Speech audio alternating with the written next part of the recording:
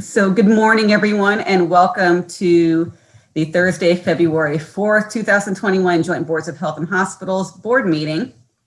So I'd like to start by calling the meeting to order. We do have a quorum of board members. So welcome, everyone, and thank you for attending from all the panelists and all of the attendees. I hope everybody is safe and trying to stay dry. I would like to call for move to approve the minutes from the Zoom video from January 21st, 2021, our most recent board meeting before this one. Move approval. Second, please. Second. Thank you. So moved. Thank you very much. Okay, so we are going to get going. We have a pretty hefty agenda today and a lot of important things to discuss.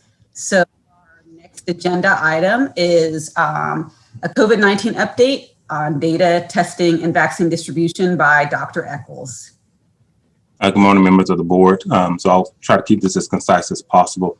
So right now, the city of St. Louis is reporting 19,162 COVID-19 confirmed cases. The percent change over the last 14 days is negative 15.5, so we have a 15.5% reduction in the number of new COVID-19 cases that are being reported. We're also looking at the hospital data. So among the hospitals, there's been a 6.7% reduction in new COVID-19 related hospitalizations. And for total hospitalized, at least the average over the last 7 days has reduced. There's been a 14.5% or 15% reduction in the average of total hospitalizations related to COVID-19. So the metrics are trending in the right direction, but we still have some ways to go. I do think that the availability of vaccine will assist us in driving those numbers down further. However, as we all know, there's insufficient vaccine to cover the general population at this time. And so we really need individuals to continue to wear face coverings, social distance themselves from others, and practice good hygiene to further slow the spread of COVID-19 in our jurisdiction. Testing has remained relatively stable, and so that's been reassuring because one of the things that happened during the holiday season was that we had a reduction in the number of testing sites as well as just overall testing availability because people were off and so forth. But testing has resumed and has remained relatively stable since the holiday, and so that's reassuring that it reassures us that the data that we're seeing reflects what's happening in our community. For vaccine distribution, most of you all are aware that the city of St. Louis received its first large allocation of COVID-19 vaccine last week. So we received 3,900 doses of the Pfizer vaccine last week. However, the week prior, we partnered with some of our stakeholders in the community, being St. Alexis Hospital and Barnes-Jewish Hospital to receive vaccine for our first responders, particularly our fire and EMS. St. Alexis Hospital vaccinated over 200 of our fire EMS staff, and we received 400 doses of Pfizer vaccine from Barnes-Jewish Hospital on Friday, and we were able to vaccinate approximately 442 of our fire EMS staff. We didn't cover all the staff during those two vaccination events, and so the priority for our first large event, which was held on January 28th, was to complete the vaccinations for the fire EMS staff, as well as the police department and correction staff. So those were the priorities for our event that was held on January 28th. During that event, we vaccinated a total of 988 staff. And on January 29th, which was the second day for our large vaccination clinics, we vaccinated 1,716 individuals. The final day of our event, which was on Saturday, we vaccinated a total of 1,794, bringing the total of across the three events to 4,498 individuals that received their first dose of COVID-19 vaccine in the city of St. Louis. Outside of the first responders and correction staff, we also followed the state's tiered guidance. So we allowed individuals who were in the 1A category, as well as 1B1 and 1B2 to also receive the vaccine. So the Emergency Preparedness Program with the City of St. Louis Department of Health reached out to those agencies who had submitted their responses via the survey that was posted online and contacted them so that they could come out and receive the vaccine. So we had some individuals who were within those 1A categories, those private medical providers who are not affiliated with a hospital system, they were able to come out and get the vaccine as well. On Friday, we issued a call out to other individuals that met the eligibility criteria. And so we extended the invitation for them to come out and get the first dose of the vaccine as well. The survey that I'm referring to is the survey that was posted on the city's website on January 13th. I know there's been some contention around that particular survey because of the BMI that was listed. And so at the time, we utilized the data that was, the criteria that was available that was presented by the state.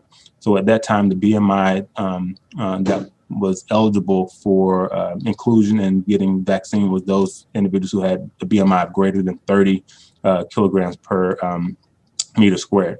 And so that's what we used for the first iteration of our survey. However, on January 14th, the state updated their guidance and increased the BMI to 40 kilograms per meter squared. However, within that first 24 hours, over 1,000 surveys were completed and submitted. And so when we looked at the surveys that came in over that first 24-hour period, we didn't want to exclude those individuals who had submitted their application and met the eligibility requirements at that time, which was created by the state. So we did include those individuals and allowed them to come to the vaccination event to get their first dose of vaccine. At the time, when some individuals arrived, they mentioned that they didn't meet the criteria. So we're not sure if it was a matter of them not completing the survey correctly or what have you. So some individuals we had to turn away during the mass vaccination event to make sure that we were following the state's protocol. A couple of populations that we are really working to establish sustainable solutions for are the homebound population. So far, we've opened up our hotline to collect information for individuals who are homebound or who are not able to leave their home for a particular reason. And so right now we have over 300 individuals that have called in or have their family members have called in to report their information to us. And so we're working out a mechanism so that we can communicate with them on when the vaccine will be available. But we're also going to be working with FEMA to have a mobile unit that can go out to individuals' homes who are homebound so that they can also have an opportunity to receive the vaccine. One of the issues that this COVID-19 has highlighted, in addition to the inequities, has also highlighted the insufficient IT capacity within the city of St. Louis. And so that creates additional vulnerabilities within our population. And so we're working not only to just put a Band-Aid on the situation right now, but we need to really have a sustainable solution in place. So after COVID-19, in the event that there is another public health emergency or another special situation where we need to reach those individuals, we'll have an efficient means to do so. And a couple of things that there's a lot of attention coming to the health department because one, I guess we are on the front lines of the city's COVID-19 response. Although there's a lot of political things happening, the one thing that we really need the community to do or the officials is to advocate for public health resources across the nation. The impact of COVID-19 on public health has really strained the public health system. And part of that is due to insufficient investment prior to COVID-19. And so we really need individuals to advocate in Jefferson City for additional resources for public health, not only in the city of St. Louis, but across the state. Every jurisdiction in the state of Missouri is experiencing the same struggle, the same challenges and barriers. And so we need individuals to really champion public health on the legislative front. In addition to that, we have annual budget requirements or budget requests that we submit. And so one of the requests that the city has, the City of St. Louis Department of Health has, is that the Department of Health's request be approved for the FY22 budget.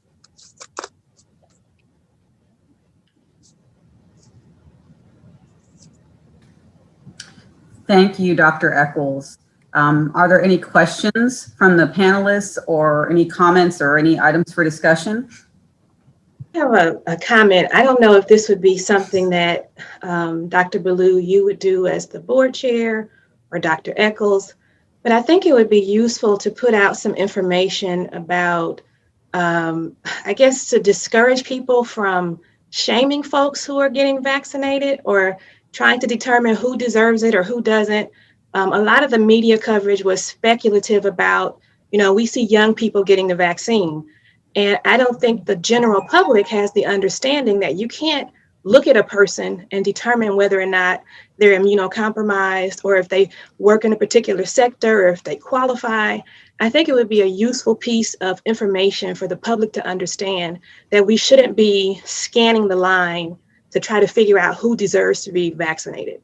And that's something that I think as the board, we could stand up and say, not in defense of anything or not to refute any of the media coverage, but to really just correct the misconception that it's our job as citizens to police who's getting the vaccine, because that's not going to be an appropriate use of anybody's time. And it could end up having dangerous repercussions for folks who are trying to be vaccinated, who may appear to be healthy and have other underlying health issues. I couldn't agree more. And I just wanted to also thank Dr. Eccles. In watching what's been happening over the last couple of weeks and the difficulty that there's been around obtaining vaccine, I really commend you and your office for continuing to stay calm and to communicate effectively during a time where, you were sometimes operating with your hands tied behind your back, and for instead channeling that time to prepare for vaccine rollout that will come with its challenges. I really would encourage folks, and I've tried to do this on my various platforms, to remind people how challenging this has been, not only in our city, but across the nation.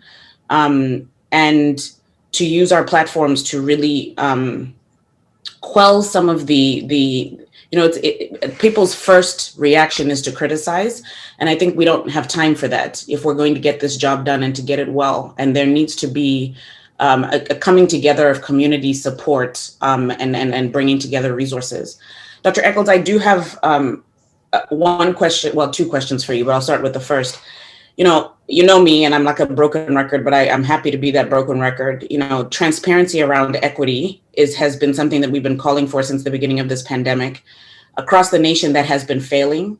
As part of a national town hall for Black communities, where this has been, it's been woefully inadequate, and we all see the data around low vaccine uptake for folks who in Black and Brown communities across the nations, even in those in healthcare sectors. And we all know where this comes from.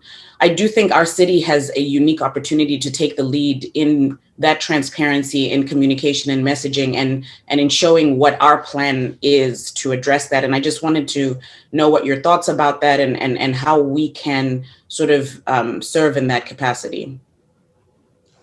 Yeah, so that's a great question. So that's been a lot of our work that's been done in the planning phase has been to address that. So we've been working with the Affordable Housing Commission, other community-based organizations to get information, not only get information to communities, but there are special pockets within the city of St. Louis where people are consistently engaged by certain organizations. And so they've actually taken the lead and gone out and provided the health department with a list of individuals who desire to get the vaccine, who are in communities of color. And so we have that information. And so one of the challenges with our first events was, that we were under the time clock. So we had to get the vaccine out, but we also had certain populations that we had to focus on, particularly those who were at higher risk for being exposed to SARS-CoV-2. But we are looking at having additional events. So in different communities, so that we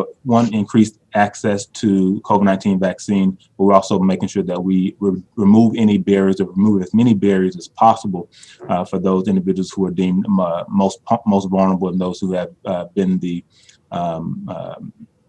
gets pushed to the edge of society. In a lot of cases, these are communities of color. So we're working really closely with community-based organizations to make sure that's properly planned, because we also don't want to have an event and then it's not well done. So we are about excellence in the City of St. Louis Department of Health, and so we're making sure we're planning properly so that there's an efficient rollout, especially with our minority populations where there is a lot of distrust. And so this is, to your point, this is an opportunity for us to engage them differently, but also to provide them with quality service. I want to also agree and really support what Serena and Marty just said. They spoke very eloquently about the need to really have a racial lens on what we do. We are in St. Louis, and everything that we do is viewed through that racial lens. Their perception is widespread. And so we just have to be attentive to that and really have to convey and demonstrate in the strongest manner that vaccine distribution will be will be conducted equitably. And so I really appreciate that comment. And things will happen because things happen. And when things do happen, we'll have to say, my goodness, that wasn't, it didn't go as well as it could have. Here's what we have planned going forward. And you just articulated that very well, Dr. Echols. We cannot step off the accelerator. We have to really step up and demonstrate that we're being transparent and equitable in this. And so thank you, Maddie and Serena. My question, I don't have a question, it's just a comment that also needs to be conveyed. And you mentioned this, Dr. Echols, and that is the paucity of vaccine availability.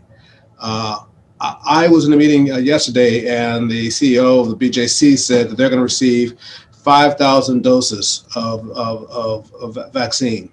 5,000 doses. I mean, the room just like, we just like said, you got to be kidding me. That is, it's for the need, it's just almost embarrassing that there are so few doses coming in. This is not unique. As you just said, Dr. Echols, this is not unique to St. Louis. I mean, this is part of the national nightmare that we've had in terms of having appropriate vaccine distribution and all the logistical hurdles we've encountered. We have to convey this, and you just said that, but we have to say this over and over in the strongest manner. There is a supply chain issue, and unfortunately, we don't have control over that supply chain. And when the supply chain empties, then then we have to recognize that there's going to be this racial perception. And so we just have to be aware and intentional about conveying this information. So thank you. Dr. Echols, I have a question. Have we, and you might have said this and I wasn't paying attention, did we vaccinate people in all the nursing homes, senior centers in the city yet? Are they up next? So, so the state has a separate project where they contracted with the private pharmacies to administer vaccine to the long-term care facilities. Okay. Unfortunately, the one jurisdiction where that has not happened is the City of St. Louis. And so I've requested additional doses of vaccine so that we can work with our medical partners to actually go out and administer vaccine to the long-term care facilities in the city. How many people is that eligible to receive the vaccine? Do you know, like estimated? So most of the individuals in the long-term care facilities are eligible because they're over the age of 65. And so we have over 40 long-term care facilities in the city of St. Louis. I know some of them are connected to hospital systems. I think maybe one or two have received vaccine through that mechanism or through that relationship, but the rest have not been engaged. Well, we've engaged them, but they haven't been engaged by this through the state's project yet. So we're working to take that on as well in collaboration with our healthcare partners. Yeah, if I could follow up on that, and also Dr. Ross's comment, and thanks to Serena and Maddie for their excellent comments too. As I put in the chat, I think there's multiple reasons why we're last in the country in terms of number of shots and arms. And Dr. Ross mentioned the lack of supply. So my question to you, Dr. Eccles, is do we feel like there's a fair distribution of the supply of vaccines to the city of St. Louis? Is it going to the right places in the state? I'll say there's room for improvement. And so I think there's been a lack of transparency just across the board, and that didn't start just at the state level. I think that, that was challenged at the federal level as well. And I think with the new administration, I think there's one of their priorities is to be more transparent, but also make sure there's equitable distribution of vaccine. And so I think we're working towards improving the type of communication. At least the state is working to improve the communication to the locals. But everyone is in this together. So we work to I work to ensure that the lines of communication between the City of St. Louis Department of Health and the Missouri Department of Health and Senior Services remains open, so that if we do have special challenges, special circumstances where we need their support or additional support, that I can make that call and get the resources that are needed. But this is very challenging on all fronts. And so we are trying to not point fingers, but figure out how can we work together to really make this a more efficient rollout.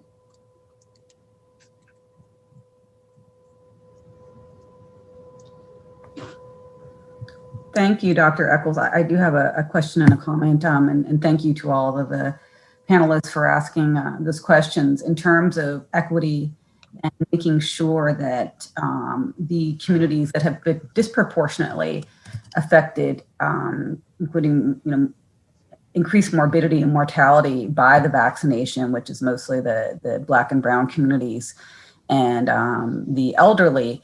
Is there anywhere specifically or any specific messaging? I mean, we have a lot of community members that do want to help. We do have the policing issue, which thank you, Serena, for bringing that up, that we need to send out the message and have and show people that they need to have faith and trusting the system and that the right people are getting vaccinated. But some additional messaging and some information on how those individuals are actually being prioritized and getting the vaccine would be helpful. So as community members and community advocates and activists ask for details as to how those communities are actually being prioritized and they're getting the vaccination, those that do not have internet, those that do not have transportation to a mass vaccination event, where can we direct them for information so that they can help to spread the word that the health department is advocating for those groups, is doing the right thing, and to get the information to those individuals? So for those individuals, we are asking for them to call the City of St. Louis COVID hotline, which is 314-657-1499. So when individuals call in, they're able to provide the information to health department staff. And then we'll also have interns that'll be doing callbacks to those individuals because there are some additional questions that we oftentimes need to get answers to. And so we'll be doing callbacks for them. Then we'll also be enrolling them in the voice notification system so that they'll be alerted when the health department will either contact them again or when it's time for us to actually go out and administer vaccine to them so that they'll have that information ahead of time. So we're trying to think through all the logistics pieces. I mean, this is really a really complex situation. And so, not only do we have the issue of lack of IT and resources, but we also have to look at the distribution of where individuals are living. And so other thing that we'll be doing is mapping out where individuals live so that when we actually roll out the program, we'll be able to do that in an efficient way. Because if we are going from North City to South City, we may be able to get 5 to 8 people per shift. And so that won't be a very efficient use of resources. So by mapping out where individuals live, we can actually have a coordinated and efficient rollout in our community for those who are homebound. Wonderful, thank you. And so for those that are not necessarily homebound due to or other issues, those that just perhaps don't have access to consistent transportation, Is that something that the group of clergy that you've assembled can address? Are there other community entities that are willing to help with transportation for individuals that just don't have easy access or don't have a car and rely on public transportation that's not readily available to get to the vaccination sites? Is that something that the Council of Clergy are working on, or something that other community partners can assist with in some way?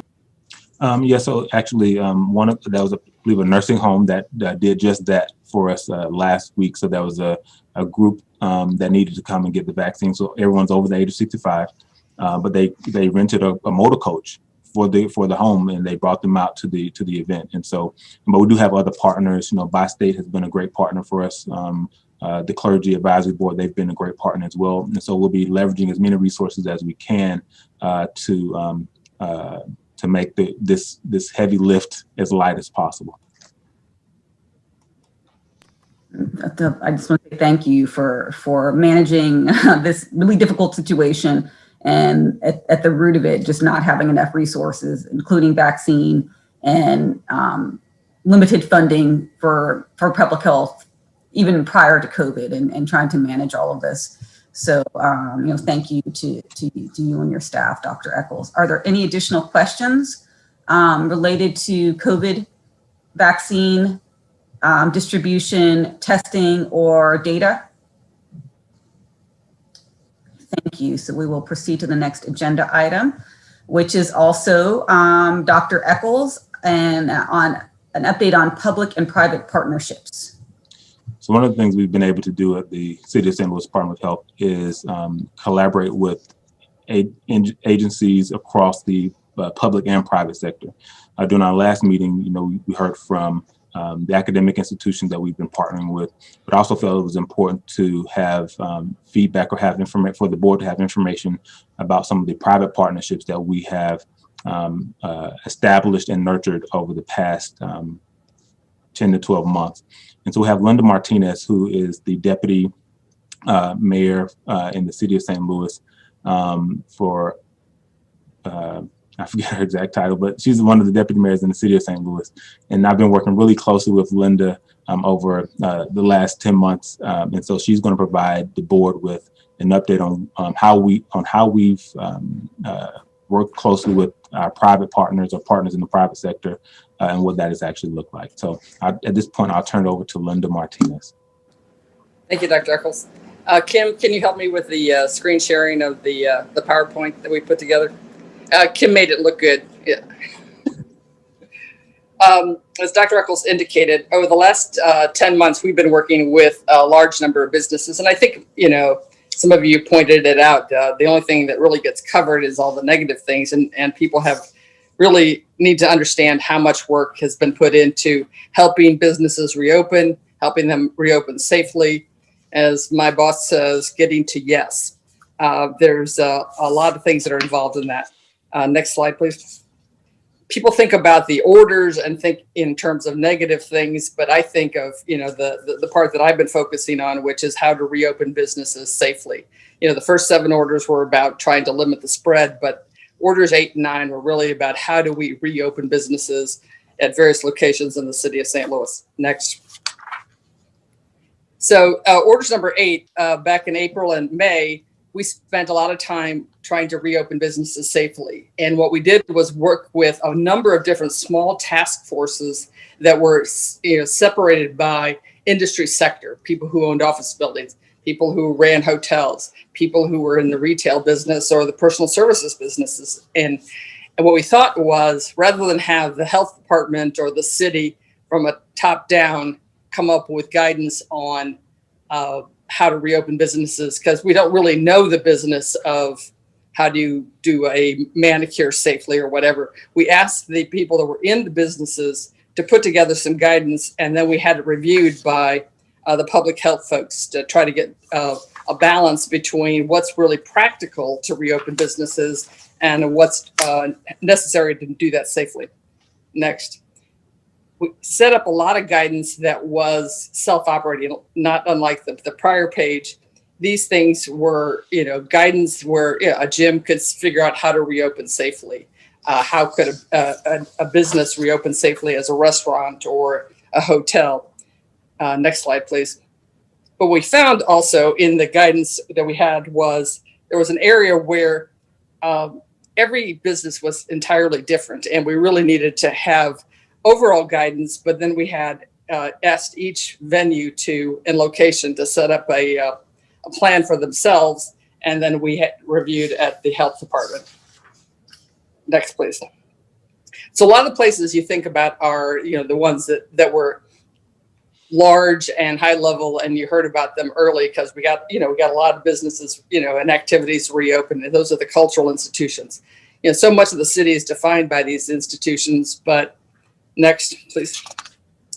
We have so many wonderful small, medium arts and medium arts and performance venues that we worked with. And I want to give a shout out to the Kranzberg Arts Foundation, who's been working with a ton of small arts organizations, trying to have them evaluate how they can reopen safely. We looked at the facilities, but we also need to look at the performers. Next. The list goes on. Let's see, am I on the right one here? Could you go back to the one before? So what we also did was, sometimes when people call us for a consultation, the off-Broadway folks, wanted to know how do we reopen, and so taking some of the advice that we, had developed with other organizations, we talked to specific people and shared that advice. Next, please. Then there's, again, things that you think about: destinations, attractions, the aquarium, the Ferris wheel. But also we have a number of house museums, and they open to very small groups of people at a time, but continue to operate. Next. As I was saying, also, we have to think about all these musicians and performers that are not employed right now. And so we've been working with a number of different organizations that are, the actual, helping musicians and performers earn a living and have a place to play, safely. The lot was a very creative way Drew Jameson came up with to try to help musicians get back into business and have an outdoors place. It was a new venue for us, and it was this creative entrepreneurial spirit that was trying to adapt to the times that we had.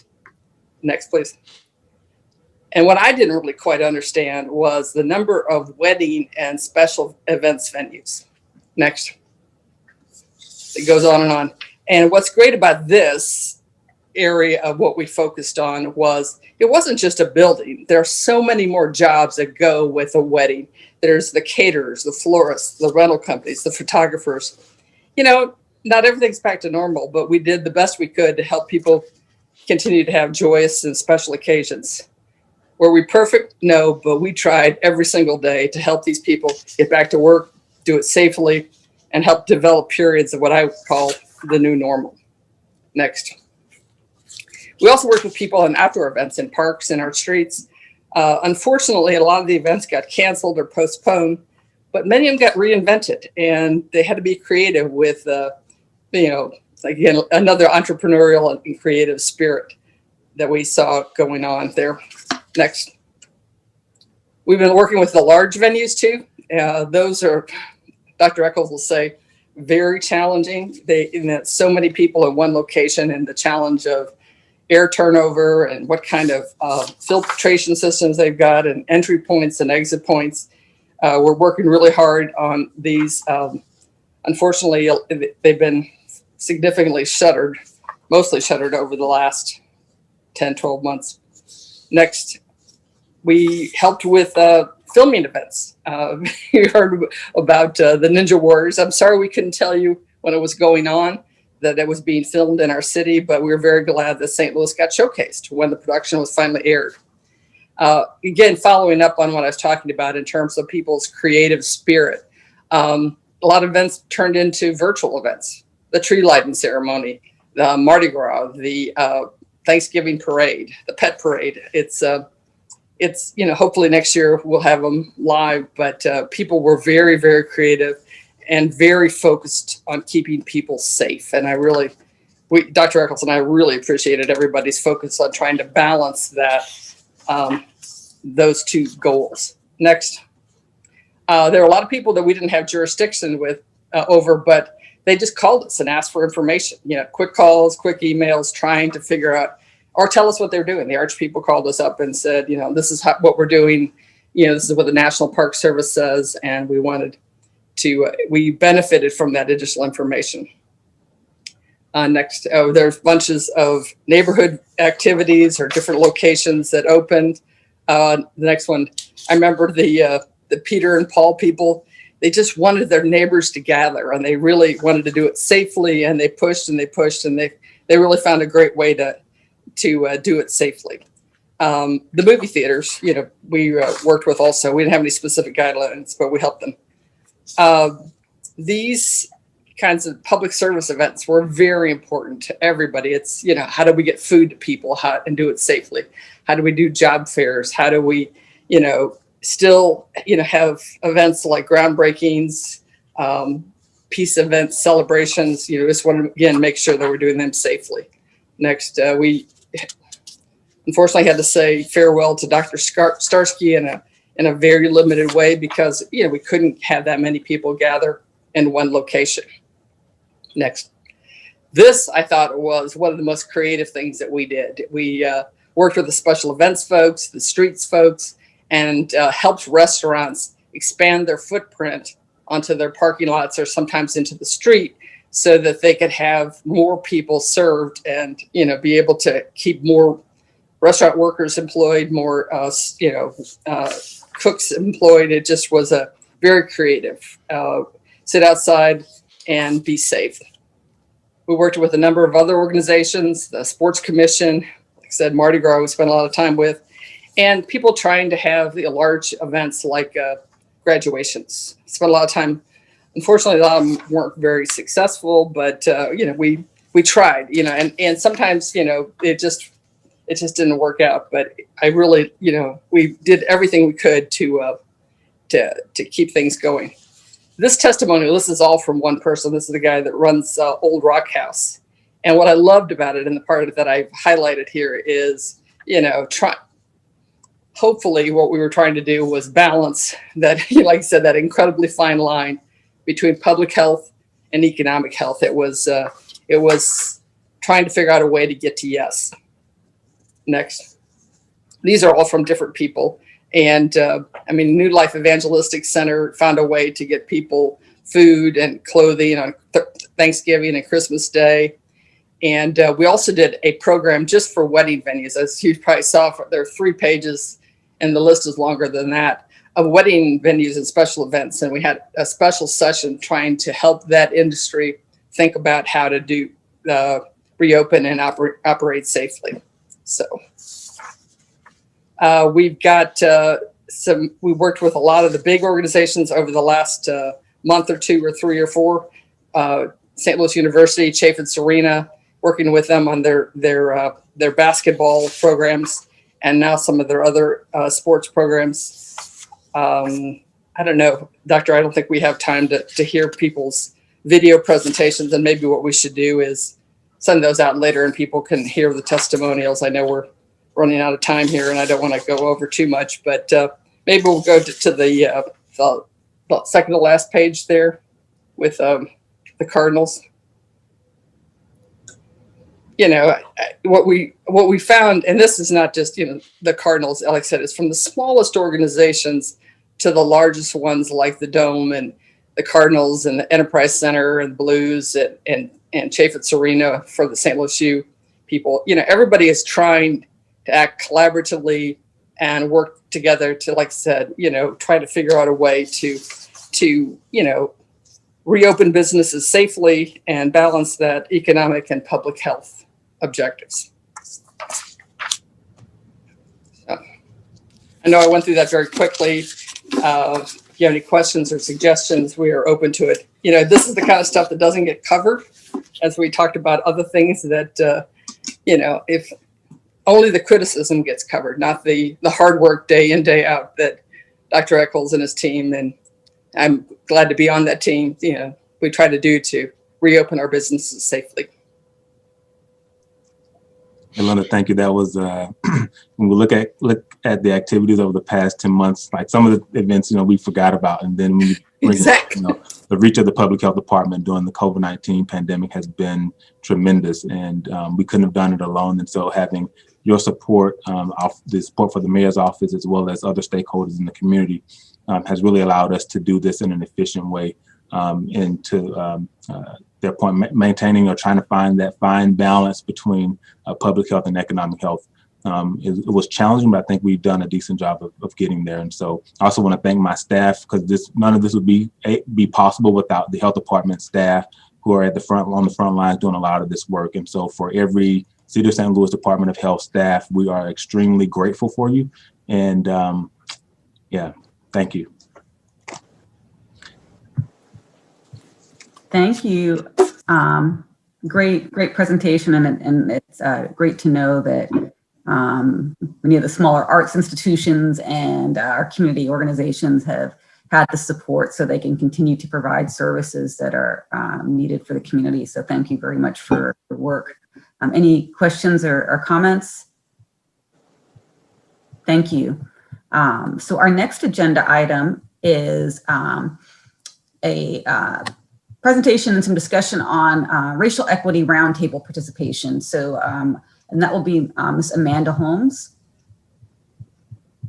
Thank you, Dr. Berlew. Good morning. My name is Amanda Holmes. I am a public health educator with the City of St. Louis Department of Health, and I'm part of our community health improvement plan as well as our strategic plan. And so as a part of our strategic plan, we have a focus on health and racial equity. And it's also one of our values, having health and racial equity within the City of St. Louis. And so our participation in the Forward with Ferguson Racial Equity Roundtable is allowing us to gain insight about how to transform our department towards racial equity, and also gives us some capacity building strategy to be able to make institutional change. And so as a part of our participation with the roundtable, we performed a case study on the department to gain some baseline information about where we're starting so that we can transform towards being a more racially equitable organization. And so after the roundtable after the case study participation, we began the action planning steps. So a group of 6 DOH staff came together to create an action plan based on the template given by the roundtable on how to move forward and to create certain milestones and targets and impact measures to transform different sectors of the department towards racial equity. And so, for example, we have milestones about prioritizing the work, so to get high-level leadership support. So from the Director's Office to the Board of Health and other city stakeholders, because we are accountable to other City of St. Louis structures. Creating a space for employees to thrive, reforming our recruitment and retention, so maintaining employees and making sure that we create a space that is racially equitable for our employees, and then also the ways that we engage with the community through our programming and our services as a health department, and then also just creating innovative ways to bring equity into our department. And so as a part of the action planning stage, we are re-engaging our health and racial equity committee. And then within that, we'll probably break down into subcommittees to tackle the different areas that we've created milestones for with our action planning.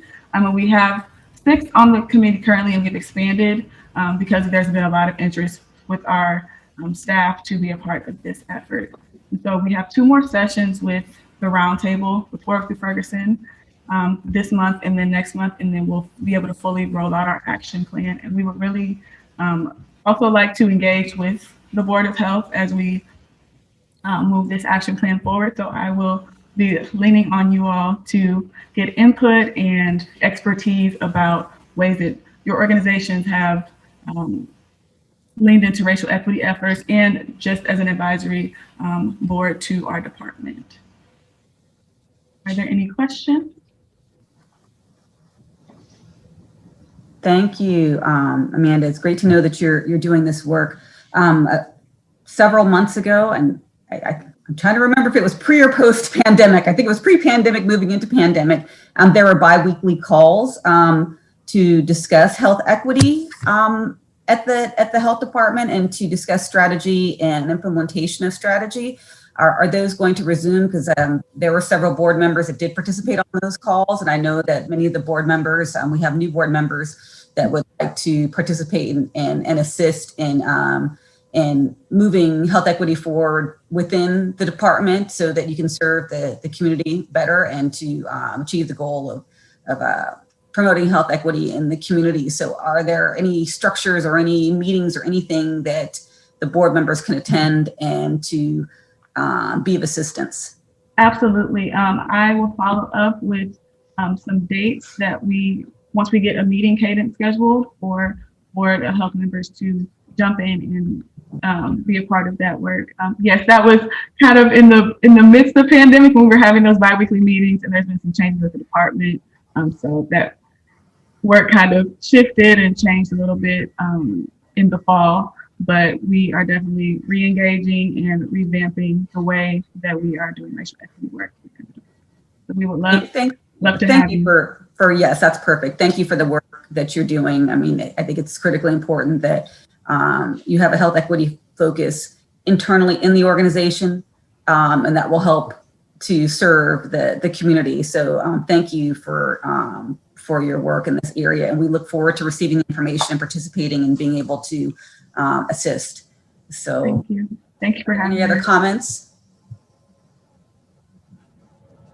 All right, thank you very much.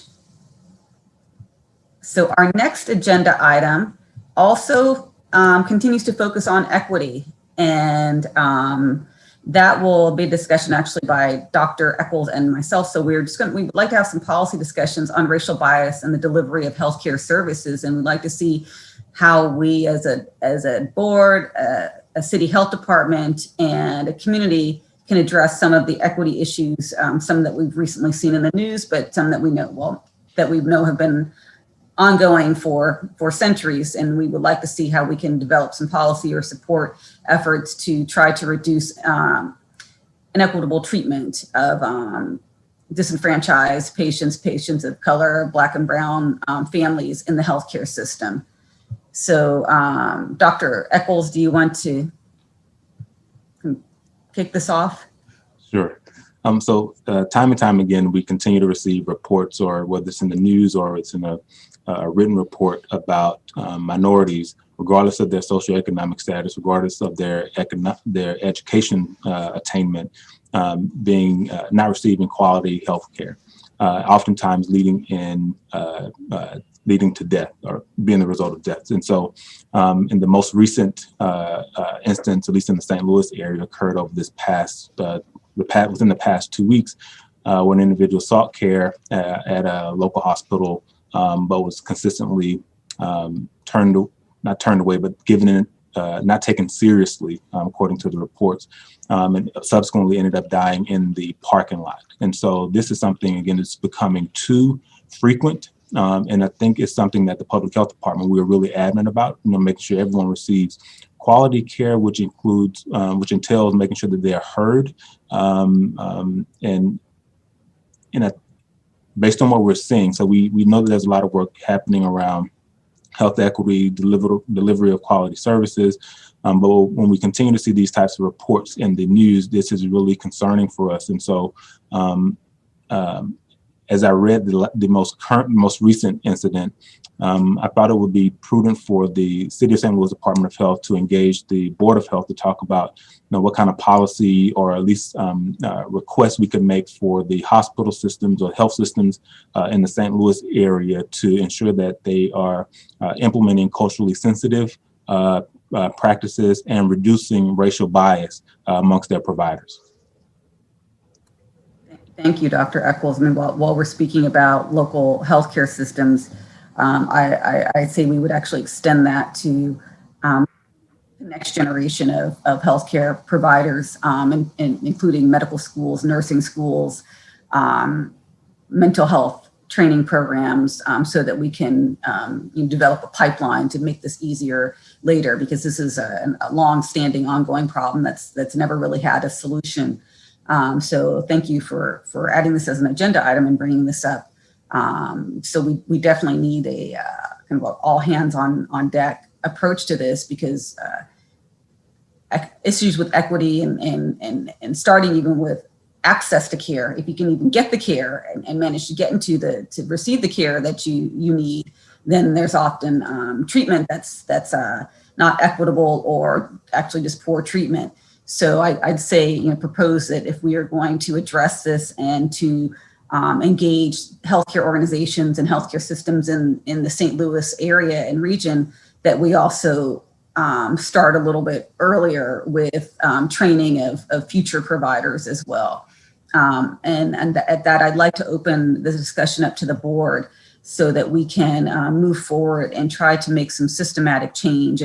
And also, many of these manifestations of healthcare inequities are really manifestations of other structural and social determinants of health and structural racism and other things. So I think that the inequities in the healthcare system are just a fruit from the structural racism tree and the structural inequality tree, and those issues still need to be addressed. But in terms of actually working with the healthcare systems and with the medical schools and not just medical, but all of the different types of providers of care that people may need, I'd just like to open up a discussion of where do we think we should start there. And I'd like to hear, I believe, Serena, do you have a comment? I see your microphone on. Yes, so this is on a much smaller scale, but the system of care, which is managed through SAMHSA, it's a federal program that has local iterations, has been focusing on figuring out how to center patient or family experience so that people know where to take complaints or grievances, how to get issues resolved. They understand what they should expect when they show up for services in a particular place, and when they don't receive what they expect, what their recourse can be. A part of that was mapping out how you access the different systems, what the processes are for receiving care, and then really understanding the grievance process. I think a lot of what we experience is we run into a barrier in a system, we feel helpless, we don't know where to go, and we kind of just stop. And then those same barriers persist for the next person to encounter. So the federal government has established the class standards, which are the culturally linguistic appropriate services standards that any institution that receives federal money is supposed to adhere to. But what we don't have is the accountability where the public knows that that's what they should expect and that they have recourse when they're not receiving that.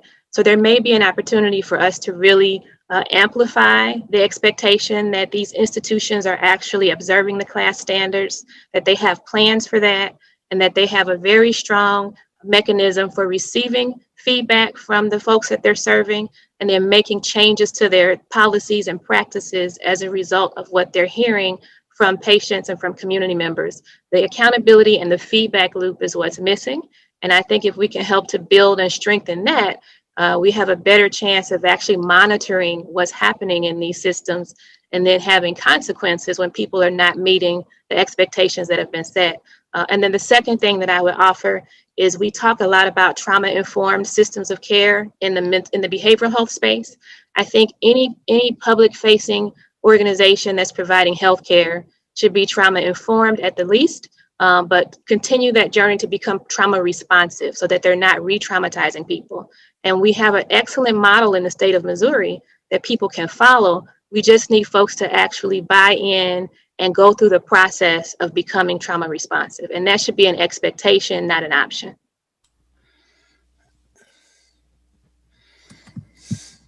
Thank you, Serena. Well said. And I appreciate that you presented two actionable steps and items that we can work on.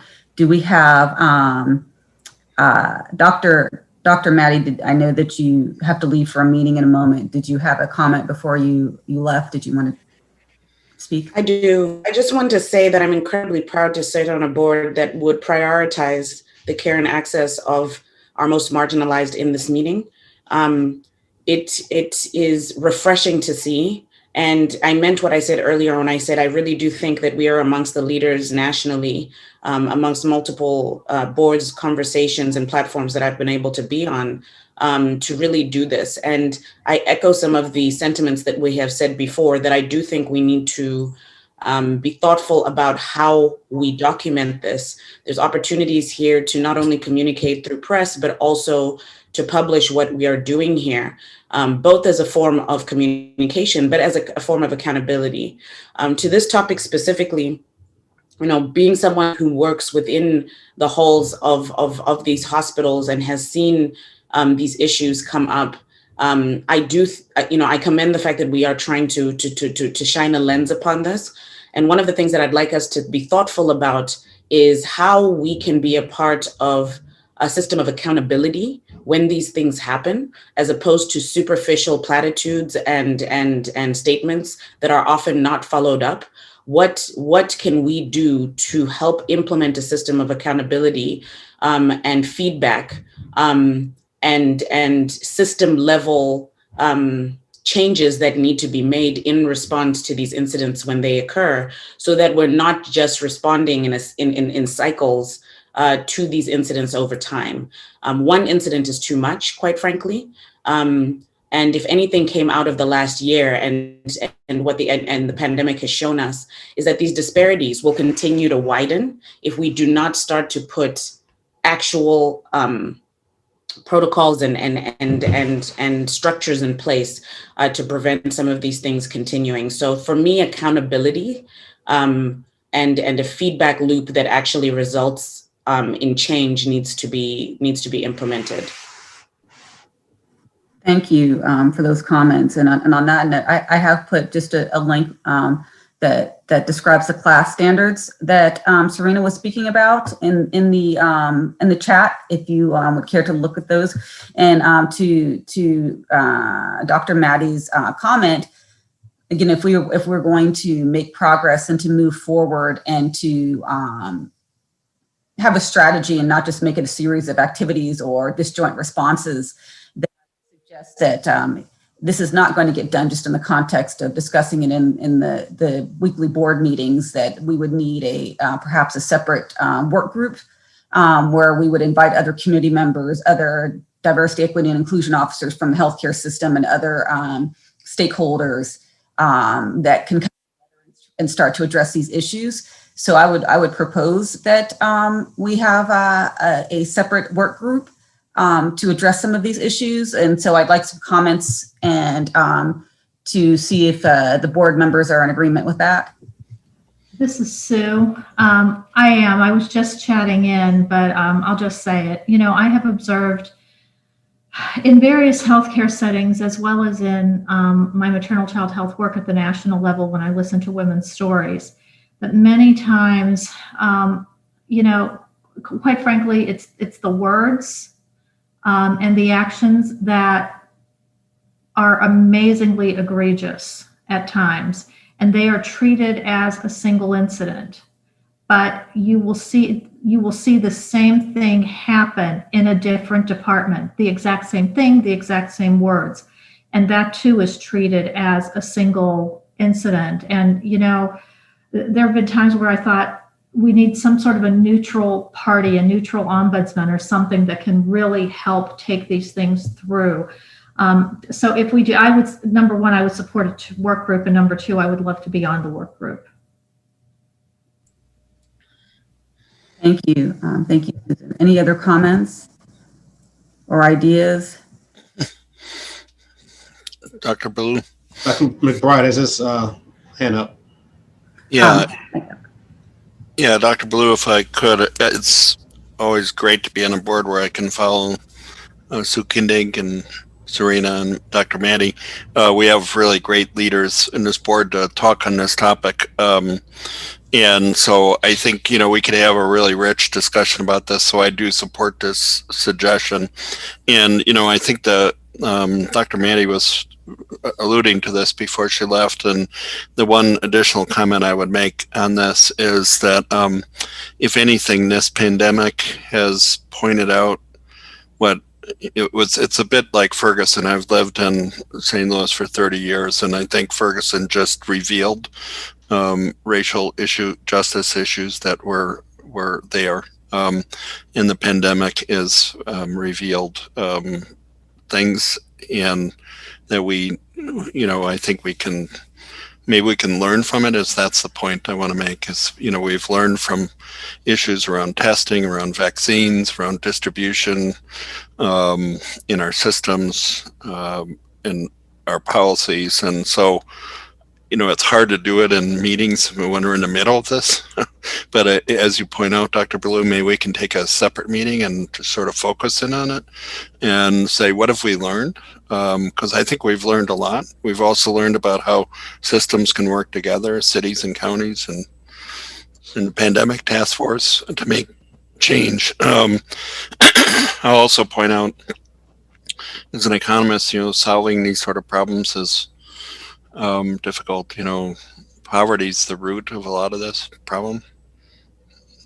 So and so we have to think about how we're going to solve these problems. Anyways, I agree with the spirit of the suggestion. I want to echo what Dr. McBride just said. Also, I think it's important, first of all, a priori, that we have a statement of principles and beliefs, a fundamental philosophy that is stated and it's on a forward-facing portal. Someone cues into the health department. I know we have a statement. It just needs to be elaborated. Here's what we believe. And I think it covers a lot of what Serena and Maddie just said. And Tim said, here's what we believe. We have to expand on that. I think we have to do that first. And you have to state what you believe. And then I think we follow up and getting a group together and then getting these other stakeholders, academic, hospital stakeholders together. But I applaud this process. Thank you, Dr. Ross, and thank you everybody for your comments. So going back to Amanda, if and what Dr. Ross said, if we can kind of kick off this work group by coming up with a statement of beliefs and principles, and with that, Amanda, would that be? I know that your group focuses mostly on internal equity issues, but to start from that, to develop a set of principles that are joint beliefs by the department and the board, and then for that to be the first activity for the group, and then to develop an agenda that relates to bringing. Okay, so Amanda had to jump off, so I will follow up with Amanda. But to assemble a group, I'll send an email to everyone, and we can coordinate a working group, and then start to develop a set of principles that we would work from, and then figure out how we need to expand the group to systematically address some of these issues in a sustainable way, and such as becoming familiar with the class guidelines and the other issues that Serena spoke about, and to see how we can get a group of individuals and stakeholders in St. Louis area together to address these issues systematically, so that there's a sustainable, coordinated response, and not just disjoint responses to individual incidents that are treated as individual incidents or blips when they're really parts of patterns in practice. So I will send an email so that we can get started on that. And I know Amanda has had to jump off, but I will make sure that she's included and that we have a good representation. Are there any additional comments? Thank you, everyone, for that discussion. Much appreciated and much needed, and also highly associated with the COVID pandemic and inequities we've seen with COVID. So thank you. Okay, our next agenda item, we're going to talk about new business, and we're actually going to just do a little preview, a 2-minute preview of something that's also related to health equity issues and from a state policy perspective. And we will have carve out some time for a more detailed discussion on these issues later, but we just wanted to bring it up briefly as new business. So I'd just like to ask Dr. McBride to give a preview of a discussion that we'll have at likely our next meeting on Medicaid expansion. Yeah, thanks, Dr. Ballou. As you know, I've been working on Medicaid expansion a lot, and I could probably talk about this for an hour and a half, if not more. But I promised to only talk about it for 1 or 2 minutes. But I thought it was important to just sort of put out there in front of the board sort of where we are on Medicaid expansion. As you know, we passed this Medicaid expansion in August. The implementation is proceeding. 2 important dates that people should know is that the state has to submit a state plan amendment, but at the beginning of March, and then Medicaid expansion starts at the beginning of July. So that's the date we turn on expansion, and then people can start expanding. So we're under a very short timeline for this to happen. The things that I would, and there's a task force that's working on this in the state, of advocates and researchers and people that are involved in planning for this. I will also point out that the good news is, the governor, as you know, was not in favor of this, but he also, to his credit, came out and said the voters spoke and said they want expansion. So we will expand. And he had his State of the State address last week, and he reiterated that point. And a lot of us were watching to see what he put into his budget. And as I pointed out to Dr. Blue, and why I asked for a moment of time on the agenda today, was we were all waiting to see what was in the budget, to see whether, how this was going to be funded and fully funded. And there were some questions about that. And so some real top lines of that are that they project that 274,000 people will be covered in the first year.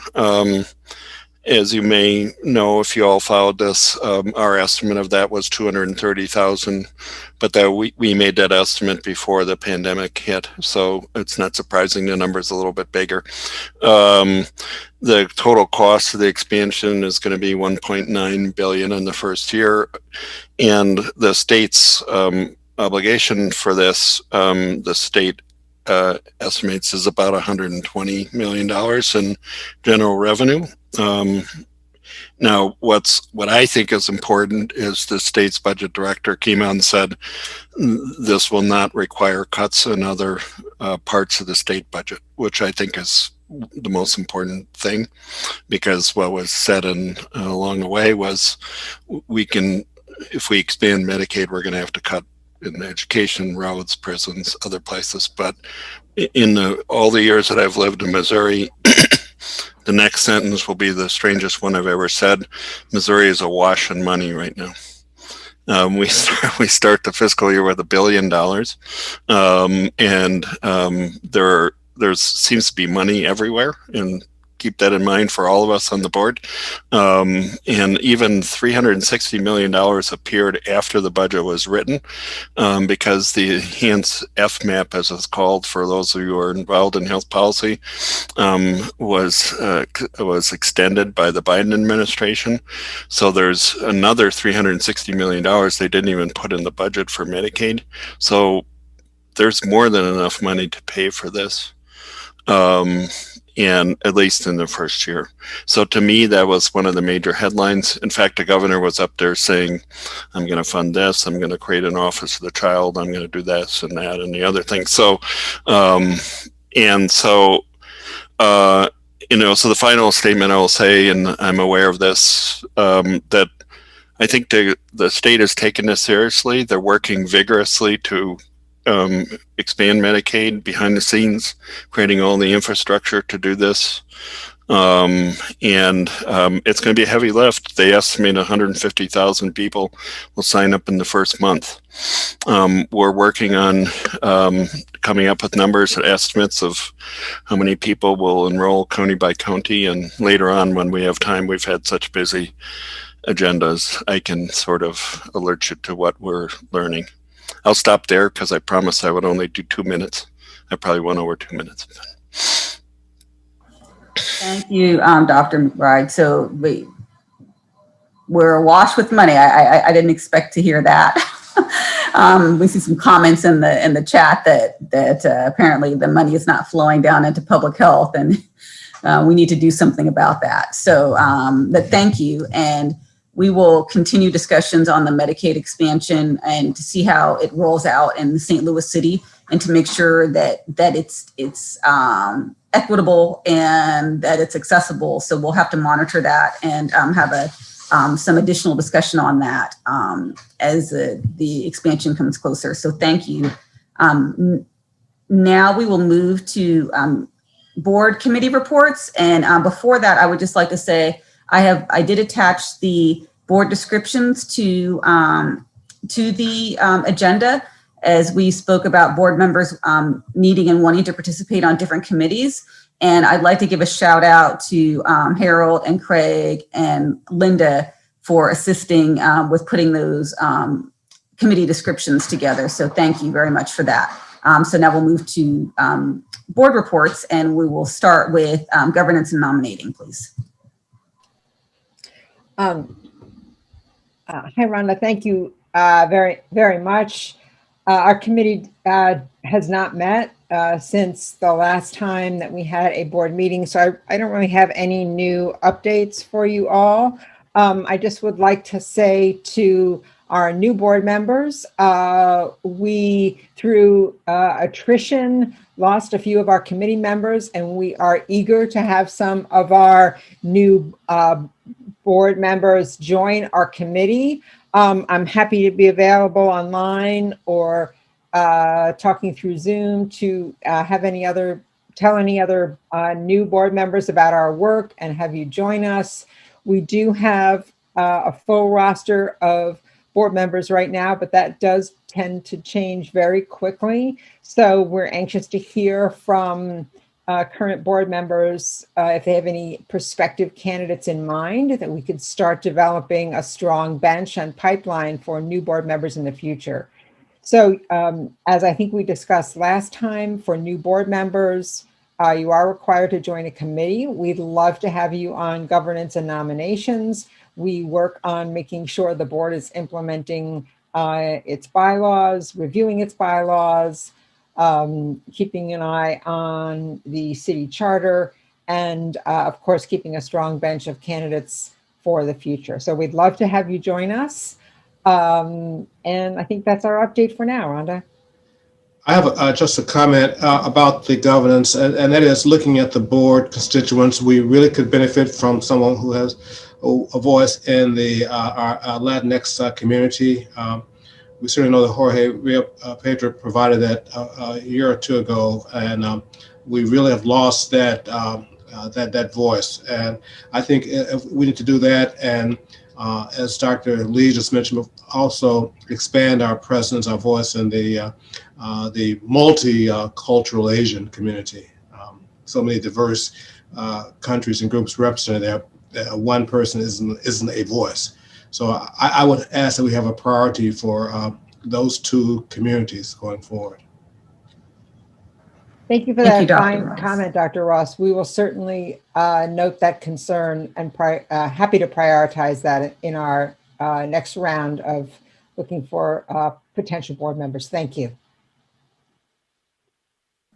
And if you're interested in joining the governance board, if you can just email Linda and then CC me so we can just keep documentation. So we'll move to the next committee report, the Academic Public Health Collaborations Committee. So Craig, please. I wasn't necessarily anticipating that, but thank you, Madam President. So we are anticipating a short presentation at the next Joint Boards of Health and Hospitals regarding the funded activity with regard to Missouri Foundation for Health and the Academic Health Department. But the description for this is that it oversees new academic alliances and academic ventures that are relevant in the work of the board in the Department of Health. And those efforts are based on what's known as the continental linkages between academia and public health practices. Part of the effort that Dr. Eccles has been so instrumental in, and obviously this joint board and others, has been spreading the wealth of our great academic institutions and all they bring in terms of the pipeline, and also what public health has in terms of helping inform our future workforce and bringing those all together. So the hope is that we can build on what currently exists with St. Louis University, the Public Health Department in St. Louis County, and with the city, and also the great partnerships that exist. And I'll miss some institutions, so I won't name all of them that currently exist. But there is, as I listen to these meetings every couple of weeks, there's a need for reinvigoration, certainly, of bringing folks together more intentionally about what this needs to look like, so that we're extending it and taking full advantage, leveraging the resources of all our great academic institutions and our great public health departments. Thank you, Craig. And I know that Craig said that there's no limit to membership on this committee. So if you're interested in helping to promote academic and public health relationships, please let Craig know. And I know that Dr. Eccles and Craig and I have spoken before about really wanting to include all of the regional academic organizations in collaborations with the city health department. So if you have interest, we do need committee members on that committee. So please let Craig know. And yeah. I'd already volunteered for that. And I just want to clarify something I made, a comment I made before. I'm sorry about the mistake I made. Obviously, we know that Dr. Luis Giuffra is Latino and has that perspective. And so I'm sorry about that error. It does not detract from the need to expand our presence on the board. Thank you, Dr. Ross. Any comments or questions about the committees that have been presented thus far? Okay, great. So let's, is there an update from the Health Communications Committee?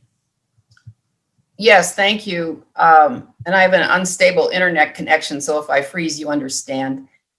We have Alma and Cyril and I and Serena agreed to be on it, and I have been talking with Dr. Mahdi this afternoon to see if she'll join us, and anyone else who'd like to come. The committee description is very accurate. I'm going to head it for a year, but our biggest project is to figure out a communication project the board sees as a priority. My vision is that every citizen in the city of St. Louis will know we reach us to complain or ask questions. So that'll take a little while to execute. You and Dr. Eccles have been working on this very hard, so I don't think it'll be really hard. But our first two projects that we're talking about adopting are getting an intern from one of the public health universities to help us get out some of that monthly news from each of the bureaus in the Department of Health, both internally and to every neighborhood that we've identified, throughout the city, and identify contacts that can get updates in, plain language and not overly detailed about what all we're doing. This came from our orientation we had a couple of weeks ago, where I was astounded at all the activity and all the contracts and all the forward work that we're doing. And I think we need to turn that into, really understandable language for everybody in the city to learn and appreciate. And so everybody's an even more aware health citizen. So I'm going to draft an intern job description. We're having a meeting on February 15th, our first committee meeting. We have to find a time when all our busy people can jointly meet. But if you're interested in joining our committee, read the description and send me an email, and we will include you on the first discussion, which is going to be, okay, what's our agenda for the year, and how will we measure our success? How do we make sure we make an impact? So thank you so much for considering that. And if Harold or anybody else wants to add, please, other thoughts about our communications mission and what we should be doing for the next year, speak up now or contact me later.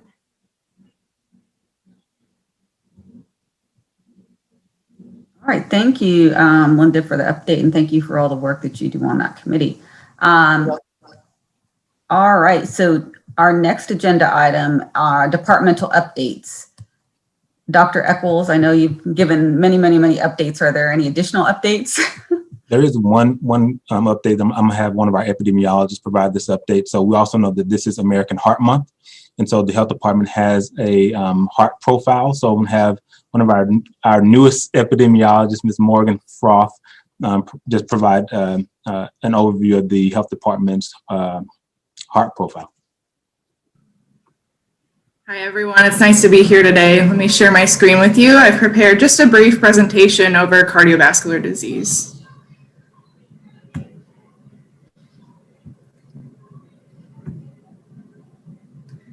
All right, can everyone see that okay? Yes.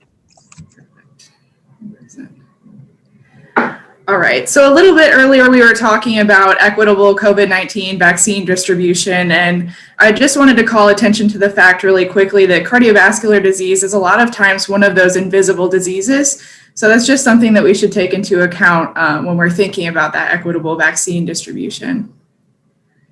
So today we'll briefly go over just some general heart disease statistics, look at some comparisons between key demographic groups, discuss a few risk factors, and then talk about what the health department is doing to address this issue. So first we'll look at overall cardiovascular disease mortality rates in the city of St. Louis, and you can see the city of St. Louis rate here to the left in blue.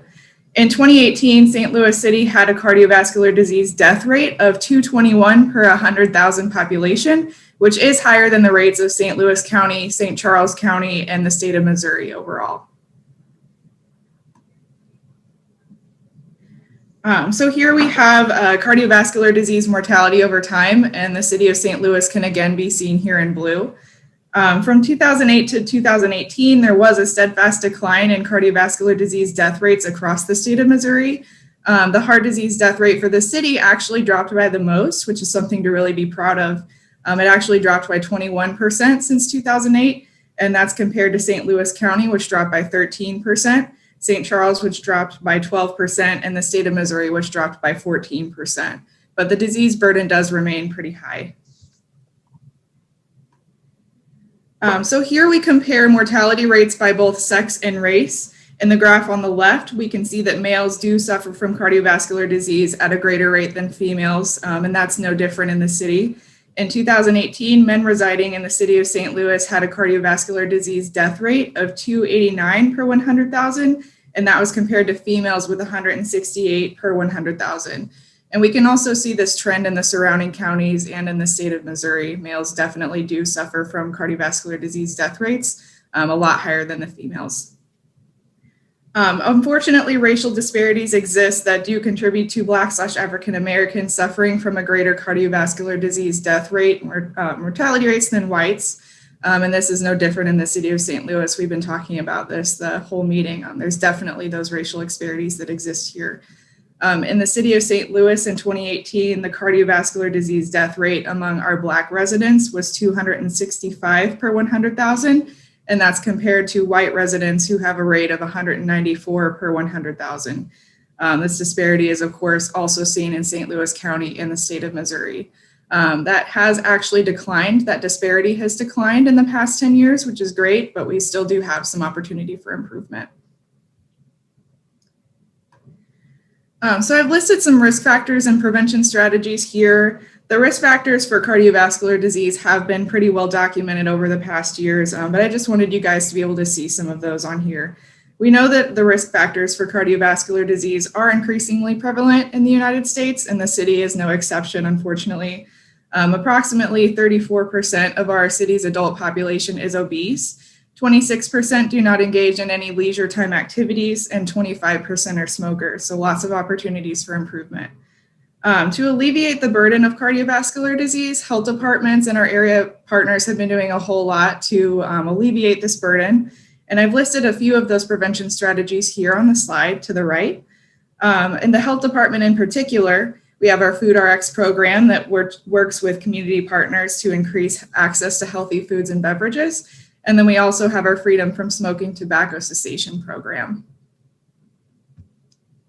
So here's my sources. And do you guys have any questions for me?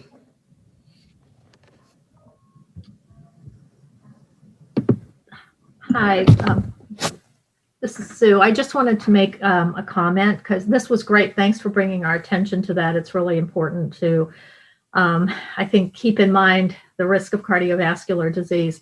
But I wanted to point out that I wanted to remind everybody that even though men suffer from cardiovascular disease at higher rates, that pregnant and postpartum women, cardiovascular disease is the number 1 killer.